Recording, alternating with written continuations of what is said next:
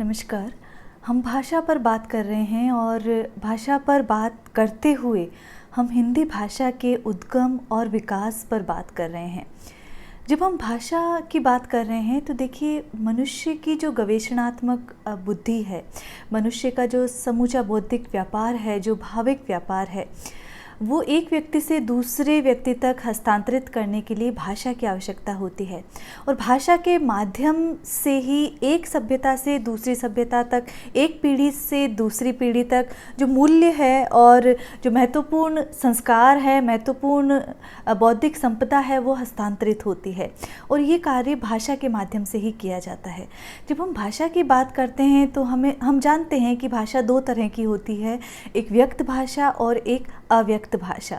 तो जो व्यक्त भाषा है उसे हम आज मिसाल के तौर पर हम हिंदी, अंग्रेजी, अरबी, फ़ारसी, हम इनको जो है व्यक्त भाषाएं कह देते हैं, जिसे हमने एक लिपि के माध्यम से, लिपि चिन्हों के माध्यम से एक आकार में बांध दिया। लेकिन एक देहिक भाषा भी होती है, एक अव्यक्त भाषा भी होती है, जो पशु पक्षियों की भाषा जिस संवर्ग में रखी जाती है। तो ये भाषा के दो प्रकार हैं। जब मनुष्यों की व्यक्त भाषा और पशु पक्षियों की अव्यक्त भाषाओं की बात आती है और फिर हम इसकी उत्पत्ति के इतिहास की बात करते हैं, तो बहुत पुराना है भाषा की उत्पत्ति का इतिहास। बहुत बौद्धिक व्यायाम इसमें लगा है। जब हम भाषा की उत्पत्ति और भाषा के विकास की बात करते हैं तो यूँ एकाएक किसी भाषा की उत्पत्ति नहीं हो जाती है। इसीलिए ये बात कही गई है कि जब हम किसी को मृत भाषा घोषित कर देते हैं या कोई भाषा समाप्ति के कगार पर आ जाती है, विलुप्ति के कगार पर आती है, तो एक समूची सभ्यता और संस्कृति का वहाँ विनाश हो जाता है। इसीलिए भाषाओं के सहेजन की आवश्यकता जान पड़ती है। इसीलिए इस संदर्भ में हमारे भाषा वैज्ञानिक जो हैं, भाषाविद जो हैं, वो सतत कार्य करते रहते हैं। हम हिंदी भाषा के उद्गम और विकास का अध्ययन कर रहे हैं और इसके लिए हम विश्व के भाषिक परिदृश्य को जान रहे हैं। हमने कल देखा कि जब हम विश्व के भाषिक परिदृश्य की बात करते हैं तो जो भाषाविद है वो दो प्रकार के वर्गीकरण करते हैं। कल हमने बहुत सतही रूप से चीज़ें देखी थी, आज हम उस पर विस्तार से बात करते हैं। तो जब हम विस्तार से बात कर रहे हैं तो हम ये जानते हैं कि जो विश्व की जितनी भी भाषाएं हैं, 6000 से अधिक जो भाषाएं हैं, उसको जो भाषाविद हैं वो दो तरह का वर्गीकरण वहाँ करते हैं, आकृति मूलक और परिवार मूलक वर्गीकरण। तो भाषाओं की आकृति, उनकी संरचना, उनकी बनावट के आधार पर रखना, उस वर्गीकरण को रखना एक दुष्कर कार्य हुआ। इसलिए जो परिवार मूलक जो वर्गीकरण है उसे मान्यता प्राप्त हुई और उसी परिवार मूलक वर्गीकरण के तहत हमने कल विभिन्न संवर्ग देखे थे। इसी परिवार मूलक वर्गीकरण की यदि हम आगे बात करें तो मुख्यतः हम 4 भागों में इसे बांट सकते हैं और उसमें जो पहला संवर्ग है उसे यूरेशिया कह सकते हैं, जिसमें यूरोप और एशिया, हालांकि हमने कल 10 से 12 जो संवर्ग देखे थे, लेकिन मुख्यतः यदि हम 4 संवर्गों में बांटें और वो एक विश्व के मानचित्र के हिसाब से यदि हम देखें तो यूरेशिया, जिसमें यूरोप और एशिया संवर्ग की जो भाषाएं रखी गई, चाहे जिसमें भारोपीय परिवार की भाषाएं मान लीजिए, जिसमें यूराल अल्ताई जो परिवार की जो भाषाएं हैं, सामी हामी वर्ग की भाषाएं भी हम इसी में रख सकते हैं। इसी तरह जो दूसरा संवर्ग है वो प्रशांत महासागरीय संवर्ग कहा जा सकता है और उसमें इंडोनेशियन, मलेशियन, ये भाषा परिवार जो है वो इसमें समाहित हो सकते हैं। एक जो संवर्ग है वो अफ्रीका खंड कहा जा सकता है। इसमें बुशमेन, बांटू, सुडानी और इसमें भी हेमेटिक सेमेटिक का भी कोई एक संवर्ग वो आ सकता है। तो ये जो तीसरा एक खंड माना और जो चौथा है वो अमेरिकी भाषा परिवार है, जिसके स्वयं के जो इतना विस्तृत है कि इसके भीतर 100 परिवार भाषा परिवार माने जा सकते हैं। तो ये 4 भाषा परिवार प्रमुख हैं और इन्हीं भाषा परिवारों को यदि हम अलग अलग और परिवारों में बांट दें तो मुख्यतः जो है 10 भाषा परिवार हमारे सामने आते हैं। कल हमने केवल उनके नाम देखे थे। आज उस संवर्ग में कौन कौन से भाषा परिवार, कौन कौन से देश की भाषाएं, कौन कौन सी प्रमुख भाषाएं आ जाती हैं, हम उनका अध्ययन करेंगे। साथ ही हम जानेंगे कि उन भाषाओं में से कौन सी विलुप्ति के कगार पर है और इन भाषाओं को आखिर किस प्रकार बांटा गया है। हमने कल देखा कि धर्म के आधार पर, क्षेत्र के आधार पर, संरचनात्मक जो एकात्मकता है उसके आधार पर ये वर्गीकरण किया गया है। तो इसी जो विश्व के भाषा परिवार हैं इनको एक हम सतही दृष्टि से देख लेते हैं और इसके बाद जो अगला पड़ाव होगा वो जो भारोपीय परिवार की जो भाषाएं हैं वो उनका उद्गम और विकास कैसे हुआ है वो हम जानेंगे।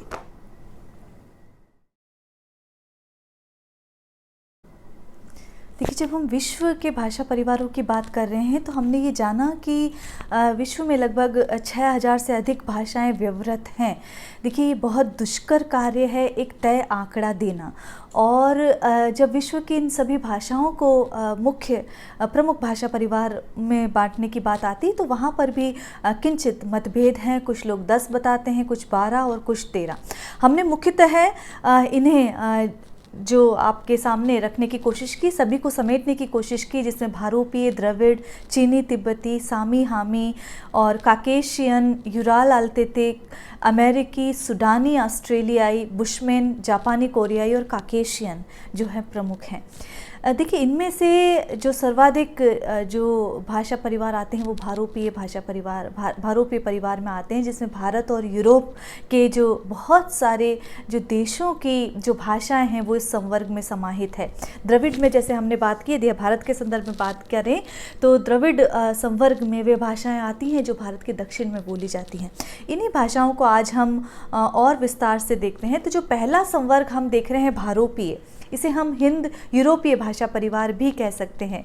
तो चाहे हिंद यूरोपीय कहें या भारोपीय कहें, वहाँ पर एक ही बात है।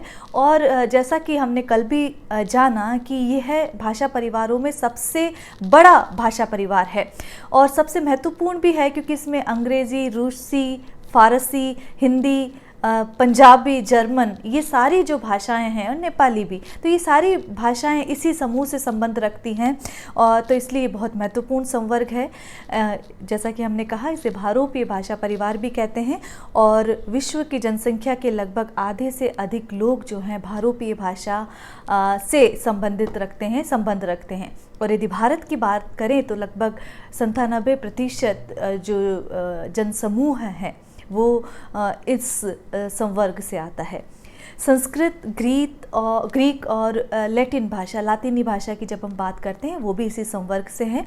अरबी एक बिल्कुल भिन्न परिवार से संबंध रखती है और इस परिवार की जो प्राचीन भाषाएं हैं वो बहिर्मुखी और श्लिष्ट योगात्मक भाषाएं मानी जाती हैं। तो ये महत्वपूर्ण बात है, यहाँ पर ध्यान रखें कि ये बहिर्मुखी श्लिष्ट योगात्मक भाषाएं हैं जिसमें कारक समूह जो है वो यहाँ पर महत्वपूर्ण भूमिका रखता है। दूसरी जो महत्वपूर्ण भाषा है जिसमें मंदारिन आती है और तिब्बत की आती है भाषाएं, जिसमें चीनी तिब्बती परिवार की भाषाएं। ये आदिवासी संवर्ग की भी बहुत बड़ा संवर्ग जो है आदिवासी वर्ग का, वो भी इन भाषाओं को बोलता है। तो जब हमने कल बात की कि जो जनजातीय जो वर्ग है वो भी इसी वर्ग से संबंधित है। तो देखिए, जो मंदारिन जो है, जो उत्तरी चीनी भाषा कही जाती है, वो इसी परिवार से संबंध रखती है। और चीन, तिब्बत और बर्मा के जो कई क्षेत्र है, कई भौगोलिक जो परिसीमन में यदि हम बांटें तो वहाँ की ये इस संवर्ग की भाषाएं वहाँ पर आती है। तो इसकी जो स्वरों की बात करें तो स्वर लहरियाँ एक ही जैसी रहती हैं और उतार चढ़ाव पर बात वहाँ पर अधिक रहता है, जोर अधिक रहता है। तो एक ही जो शब्द है उसे यदि भिन्न भिन्न तरीके से बोला जाए, चीनी भाषा इसका एक उदाहरण है, तो वहाँ पर स्वर और लय और यति गति का जो बात है वो इन भाषाओं में महत्वपूर्ण भूमिका अदा करती है। इसे नाग भाषा परिवार भी कहा जाता है। जैसा कि हमने कल देखा कि रामविलास शर्मा ने अपनी पुस्तक में ये बताया है कि नाग भाषा परिवार की भी जो अनेक भाषाएं हैं वो भारत में पाई जाती हैं। जो भारत में जो 4 महत्वपूर्ण परिवार पाए जा रहे हैं उसके साथ ही नाग भाषा परिवार की भाषाएं भी पाई जाती हैं। इसे एकाक्षर परिवार भी कहते हैं। जैसा कि मैंने कहा, जो एक ही शब्द को यदि भिन्न भिन्न तरीक़ों से वहाँ बोला जाए तो वो इस संवर्ग की विशेषताएँ हैं। तो ये भाषाएँ यदि यदि हम देखें, कश्मीर, हिमाचल प्रदेश, उत्तरांचल, नेपाल, सिक्किम, पश्चिम बंगाल, भूटान और अरुणाचल प्रदेश में बहुत अधिक बोली जाती है। और जहाँ का जो आदिवासी जन समुदाय है वो इन भाषाओं को बहुत अधिक बोलता है। यदि हम इसका मानचित्र देखें तो एशिया के, उत्तरी एशिया के, दक्षिण एशिया के बहुत सारे देश इसमें शामिल हैं और ये जो आपको रंग बिरंगे यहाँ पर दिखाई दे रहे हैं उसमें ये भाषी जो भूखंड है वो समावेशित हैं।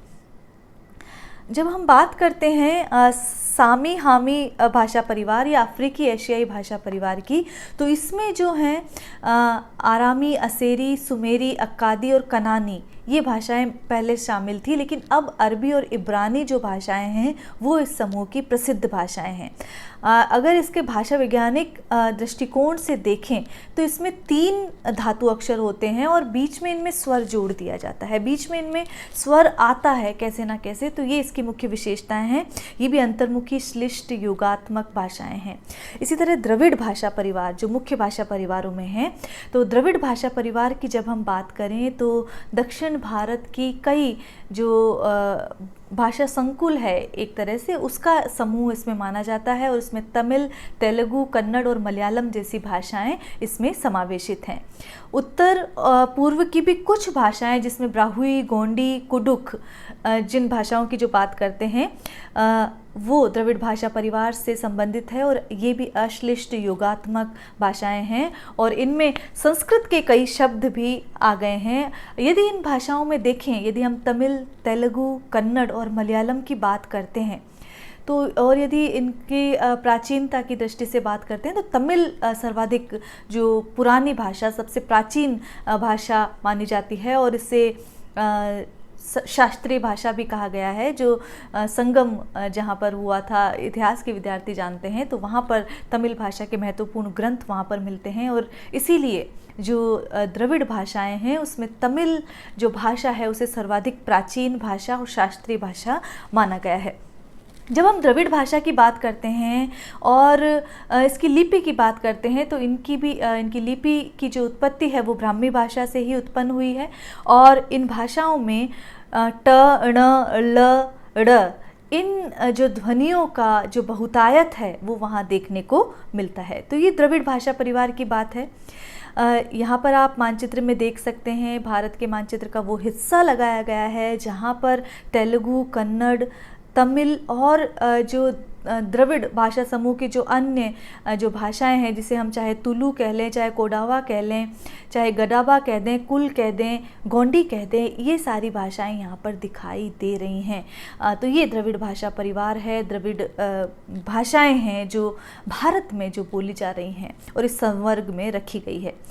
इसके साथ ही हम बात करें, एक महत्वपूर्ण कुल है यूराल अल्ताई कुल, जिसे हम यूरेशिया, यदि हम 4 मुख्य खंडों में बांटे, यूरोप और एशिया की जो खंड है वहाँ पर यदि हम रखें तो यूरोप अल्ताई कुल में इसे रखा जा सकता है। तो इसके यदि प्रमुख भाषाओं के आधार पर इसके ये अन्य नाम देखें तो जो इसमें बोली जाती है, जिसमें तुरानी, सिदियन, फोनी तातारिक और तुर्क मंगोल मंचू कुल हैं। इसका क्षेत्र भी बहुत विस्तृत है, किंतु साइबेरिया, मंचूरिया और मंगोलिया इसमें इस संवर्ग की भाषाएं रखी गई हैं। इसकी प्रमुख भाषाएं तुर्की या तातारी, किर्गिज़, मंगोली जो मंगोलिया में बोली जाती है और मंचू हैं जिसमें भी जो तुर्की भाषा है वो प्रमुख है। ये प्रमुख भाषा किस प्रकार होती है, लोकप्रिय भाषा किस प्रकार होती है? देखिए, जिस भाषा में सर्वाधिक साहित्य लिखा जाता है, जो कि वहाँ पर यदि राजभाषा के पद को प्राप्त करने में सफल हो जाती है, जिसमें जो साहित्य की सर्जना हो जाती है, तो वो प्रसिद्ध भाषा बन जाती है। तो ये यहाँ पर है। तुर्की पर यदि हम बात करें तो पूर्व में अरबी और फारसी का बहुत प्रभाव देखा जाता था, लेकिन वर्तमान में इसका अपना शब्द समूह है और ध्वनि और शब्दावली की दृष्टि से भी देखें तो यूराल और अल्ताई जो भाषाएं हैं वो बहुत समीप हैं, उनकी संरचनात्मक बनावट में बहुत साम्य हमें दिखाई देता है। प्रत्ययों के योग से शब्द निर्माण के नियम, धातुओं की अपरिवर्तनीयता, ये कुछ भाषा वैज्ञानिक इसकी विशेषताएं हैं इस कुल की, जिस पर भी हमें ध्यान देना चाहिए। तो यूराल अल्ताई कुल यूरेशिया परिवार का एक महत्वपूर्ण खंड है, जिसमें यदि आप देखें तो मंचूरिया, मंगोलिया और साइबेरिया में ये भाषाएं प्रमुख बोली जाती है, इस संवर्ग की भाषाएं बोली जाती हैं। देखिए, विश्व का ये भाषा परिवार हमने देखा, तो आप यदि इसको मुख्यतः यदि आप बांटेंगे तो भारोपीय, द्रविड़, चीनी, सेमेटिक, हेमेटिक जिसे हम सामी हामी कह रहे हैं, ऑस्ट्रो एशियाई जिसमें ऑस्ट्रेलियाई जो समूह है, संवर्ग है, वो रखा गया है। और जब हम ऑस्ट्रेलियाई भाषा परिवार की बात करते हैं तो इसमें 27 भाषा परिवार आते हैं। और साथ ही भाषा वैज्ञानिक ये भी कहते हैं कि ऑस्ट्रेलियाई परिवार की जो बहुत सारी जो भाषाएं हैं वो विलुप्ति के कगार पर हैं, वो एंडेजर होने को हैं। तो उस समय देखिए, भाषा वैज्ञानिकों की ये कोशिश रहती है कि उस सूची में शामिल ना होने दिया जाए भाषाओं को। और क्यों ना होने दिए जाए? क्योंकि किसी भाषा की निर्मिति में बहुत अधिक बौद्धिक व्यायाम की आवश्यकता होती है। तो इस दृष्टि से हमें ऑस्ट्रेलियन भाषा परिवार को जानना चाहिए, जिसमें 27 भाषा परिवार हैं और लगभग 175 भाषाएं इसमें शामिल है। और इसमें से भी जो 90% भाषाएं हैं वो आदिवासी भाषाएं हैं। और जो आदिवासी भाषाएं हैं, चूँकि ये जनसमूह ही एक तरह से बहुत संवेदनशील है, तो इसलिए ये विलुप्ति के कगार पर ये माना गया है। यूराल अल्ताई की हमने बात की, जिसमें हमने मंचूरिया, मंगोलिया और साइबेरिया की जिसकी भाषाओं की बात की। जो बाटू जो परिवार है वो अफ्रीका खंड में आता है। और इसका नामकरण यदि हम देखें तो इंजिल में जो वर्णित है, सामी हामी की भी बात करें तो इंजिल में वर्णित जो एक पर्वत खंड है उसके आधार पर सामी हामी का किया गया है। और यदि हम बाटू की देखें तो सूडान के आसपास की जो भाषाएं हैं वो इस संवर्ग में हैं। अमरीकी खंड हमने देखा, इसमें लगभग 100 परिवार स्वीकार किए गए हैं। और इसमें उत्तरी अमेरिका, केंद्रीय अमेरिका, मैक्सिको, ये सारे जो क्षेत्र है उस क्षेत्रों की भाषाएं इसमें शामिल कर ली जाती है, चाहे वो दक्षिण अमेरिका हो, चाहे उत्तरी अमेरिका हो, केंद्रीय सेंट्रल अमेरिका हो या मैक्सिको हो, उसकी भाषाएं इसमें हैं। सुडानी, बुशमेन, जापानी, कोरियाई नाम से ही यह विदित है। इन देशों में, इस संवर्ग में ये भाषाएं रखी जाती हैं। ये विश्व का भाषा परिवार था। और इसमें से यदि हम देखें तो कुछ भाषा परिवार अलग अलग भाषा खंडों में बटे हैं, चाहे हम भारोपीय की बात करें, द्रविड़ की बात करें, चीनी की बात करें। तो व्याकरणात्मक और विश्लेषणात्मक दृष्टि से ये भाषा परिवार अलग अलग रखे गए हैं। अन्यथा मुख्यतः 4 संवर्गों में ही बांटा जा सकता है, जो हमने कहा। यूरेशिया खंड कहा, अफ्रीकी खंड कहा, हमने प्रशांत महासागरीय कहा जिसमें इंडोनेशियन, ऑस्ट्रेलियाई, ये मलेशियन, ये सारी भाषाएं आ सकती हैं, और एक अमेरिकन। लेकिन ये अलग अलग जो रखने की कवायद है वो संभवतः इसलिए क्योंकि ये व्याकरणात्मक और विश्लेषणात्मक दृष्टि से ये एक रूपता रखते हैं, इसलिए और अधिक इनका सूक्ष्म अध्ययन करने की दृष्टि से इसे इस तरह बांटा गया है। तो ये मुख्यतः जो भाषा परिवार है वो आप देख रहे हैं। हमें जो बात करनी है हिंदी की, जब हम बात करेंगे तो जो पहला संवर्ग है भारोपीय परिवार, वहाँ हम बात करेंगे, उसका हम विश्लेषणात्मक अध्ययन करेंगे। भारोपीय परिवार की जब बात करते हैं तो वो फिर 2 सतम और कैंतुम में बट जाता है। और जो सतम संवर्ग है वहाँ पर ही हम बात करते हैं हिंदी की। जो सतम में भी भारत ईरानी जो शाखा है उससे उसकी भारतीय शाखा से हिंदी का उद्गम माना जाता है। तो सतम की बात करेंगे हम, भारत ईरानी परिवार की बात करेंगे, जिसमें भी भारतीय, दरद और ईरानी हैं। और भारत ईरानी जो संवर्ग है उससे भारतीय, दरद और ईरानी, और फिर भारतीय से प्राचीन भारतीय, आर्य भाषा, मध्यकालीन और आधुनिक आर्य भाषाओं का वहाँ पर जन्म और विकास वहाँ पर माना जाता है। तो ये एक वैश्विक परिदृश्य में अध्ययन करने की चेष्टा, चूँकि ये दोनों ही आपके स्नातक और स्नातकोत्तर स्तर का विषय है, तो इस वर्गीकरण को स्पष्ट होना ज़रूरी है कि विश्व की कितनी भाषाएं हैं, कितने संवर्ग हैं, उन्हें क्यों आखिर इन परिवार मूलक वर्गीकरण। देखिए परिवार मूलक वर्गीकरण है। परिवार मूलक कैसे कि किस तरह किसी एक परिवार की किसी एक मूल स्थान से उद्गम होने वाली भाषाओं को हम एक संवर्ग में, एक परिवार में रख सकते हैं, तो वहाँ पर हमने इसे परिवार मूलक वर्गीकरण कहा।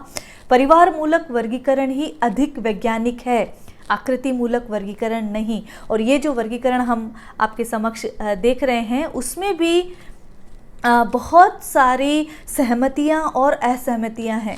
हम असहमतियों को नकारते हैं, सहमतियों का स्वागत करते हैं और उसी आधार पर अपने अध्ययन को जारी रखते हैं। आगे की कालांशों में हम भारोपीय भाषा परिवारों की बात करेंगे। आज के लिए इतना ही। नमस्कार।